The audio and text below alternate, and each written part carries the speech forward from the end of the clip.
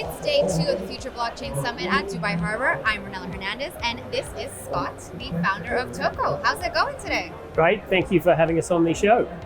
Great to be here. Yeah, how's it going so far at the conference? Look, it's really good. We were here last year. It feels like more energy, more buzz this year. Obviously, a lot happening in Dubai over the last 12 months. A lot of Web3 companies moving into the ecosystem here. A lot of developments in the regulatory framework. So yeah, it's exciting. It's an exciting place to be for Web3 in terms of the level of government support.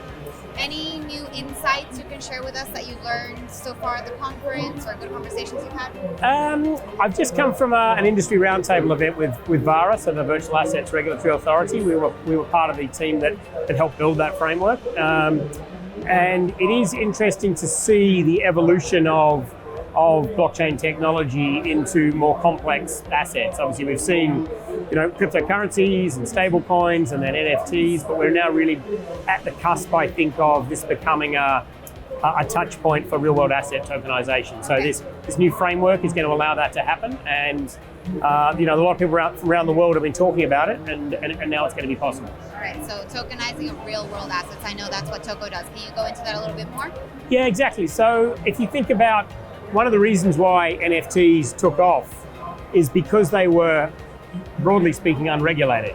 Okay. So if you have one asset, whether it's a digital picture or whatever it is, and you have one token and you have one owner of that token, you fall outside of all of the complex financial regulations in the world. So that's why these things took off, and there was very few restrictions. Aspect of it, right? Well, the regulation wasn't needed for that because they were just unregulated. Yeah. But as you move into complex fractional participation in things, so take a piece of property. Now I want to own a little bit of it, or a piece of art, or a diamond, or whatever it might be. As soon as you break those things up and allow people to invest in a small piece of that is now a complex, highly regulated asset. Right. And the technology is going to allow this to happen in a more efficient way, but the regulatory frameworks around the world are still struggling to deal with this, and that's what's changed very, very fundamentally here in Dubai. So do you think that people are more willing to invest in these types of assets that you just named versus NFTs?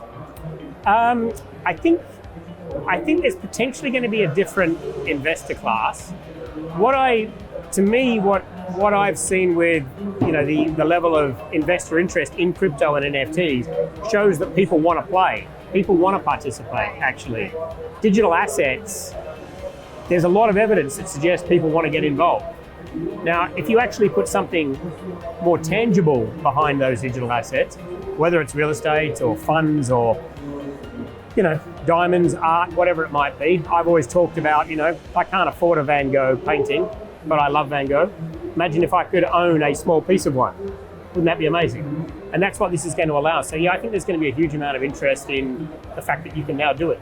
Okay, and do you think that this type of activity, tokenization specifically, might be one of the factors that trigger the next bull run? For crypto? Yes. I'm not sure. It's an interesting question. We're not a crypto project. We're obviously involved in the same technology, but we don't have our own token, at least at this point in time. I do sit on the board of a layer 1 crypto project, so I am involved in crypto. I see them as quite different. To me, these fractional interests sit on protocols. They sit on, layer 1, layer 2 blockchain. So they are deployed on the same protocols that cryptocurrencies sit on. But to me, the cryptocurrencies are the payment token, the oil that runs the machine. And so they kind of link to, you need a small amount of ETH to put a smart contract on the Ethereum network. You need a small amount of HBAR to put a Hedera token onto that network. But I actually see them as quite separate things. I almost see crypto as the oil for the machine, and what we're now building is the machine. Okay, I like that analogy, and I guess people do really confuse Yeah. crypto and blockchain, especially if you're not in the industry. Yeah. And given that we are at the Future Blockchain Summit, I do have to ask, how do you envision the future of blockchain looking like? What would you like it to look like? One of the real passions around why I started Toko, I was a partner in a law firm, and I started Toko 4 or 5 years ago. And to me, it was all around democratization of finance. It was about allowing people to participate. It was allowing people with assets to liquidate those assets.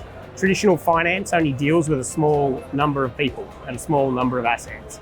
And this technology allows that democratization, that greater participation. So that to me is the vision. All right. Well, thank you so much for your time today. Thank you very much. Great to meet you.